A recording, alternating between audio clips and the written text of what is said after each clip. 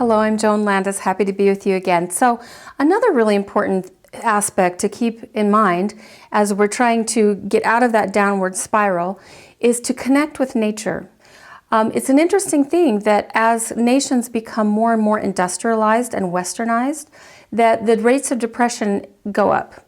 Now, a little bit of that might be diagnosing, but I'm convinced that part of it is that we disconnect ourselves from nature, which is what our bodies and minds were really wired to be intimately connected with. And that disconnection can make us so we're not well-centered, we're not well-grounded, and that we can kind of lose ourselves in our negative thoughts and things like that. And so I really encourage my clients, if they're struggling with any symptoms of depression and or anxiety, to connect with nature in meaningful ways. Now, what does that mean to you? It's whatever works for you. If you live in a big city, it may just be sitting in a park, feeding the pigeons, watching children play. It might be that simple. It might be as simple as touching a tree and really enjoying the leaves, feeling the leaves, looking up into the branches, looking at the pieces of sky in between the branches and enjoying that nature. Just connecting with it physically and noticing it with all of your senses. It could be, going to a forest, a desert, a national park, and not rushing in and, parking and setting up camp and drinking your beer and, take minutes and moments and half an hours and hours and really connect with the beauty and appreciate the serenity, the stillness, every aspect of nature, every sense, every sensation that you can bring to bear to this is very, very important to feel immersed in that nature and realize that you are part of something immensely big. This world is immensely big and you are a part of it. You're an important part of it. And this world was made for you to enjoy.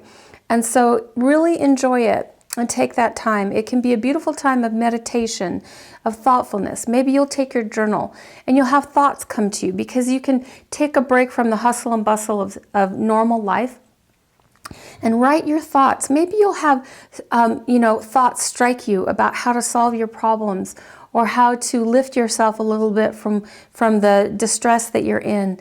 Those slow moments when your mind can be at rest is very, very important. We need that for our resilience. And so nature is a very, very important place to reconnect with the parts of ourselves that sometimes we forget about in our modern age. Take that time, reconnect with nature, and notice if you don't feel a little better grounded.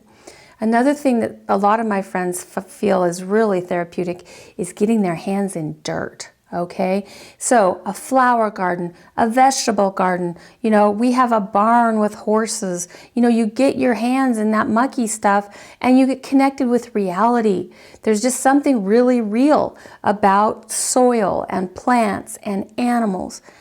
If you can, connect with that. I really feel like if we could all spend 3 months on a farm in the summer or 3 months in the mountains, that would be so great for all of our resiliences.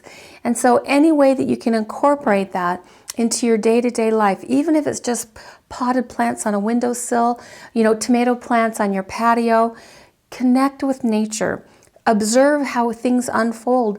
Observe how the plant needs water and light, or it simply will not thrive. Guess what? We are the same way. We need care the same way, or we simply will not thrive.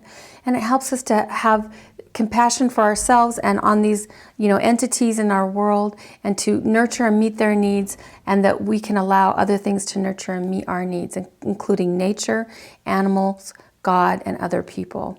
So I hope this has been helpful to you. Please write on our forums and let us know where your favorite place to go to reconnect with nature or things that you like to do outside in your yard or garden. Anyway, thanks. Bye-bye.